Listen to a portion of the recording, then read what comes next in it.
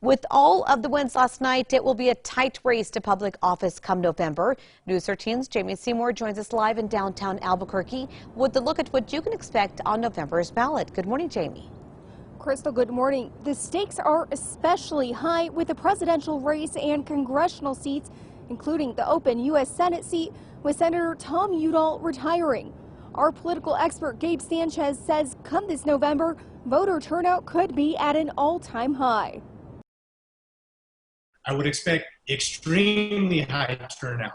I would anticipate we will break records in November. Given all of this context and a very, very competitive presidential election, most of us think this presidential election is the election of our lifetime. Former Vice President Joe Biden captured 73% of Democratic votes, while incumbent President Donald Trump got 92% of Republican votes here in the state.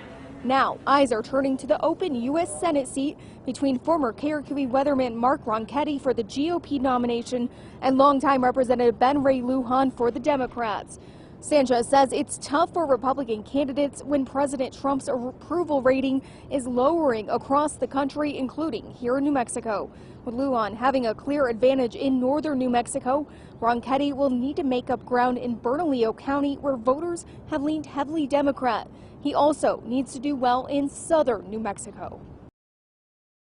Huge night for Mr. Ronchetti. I don't think most of us were surprised that he won. I am a little bit surprised by the wide margin of victory. I think when you look at the full slate of candidates, keep in mind that Mr. Clarkson actually raised and spent more money, I believe, than Ronchetti did.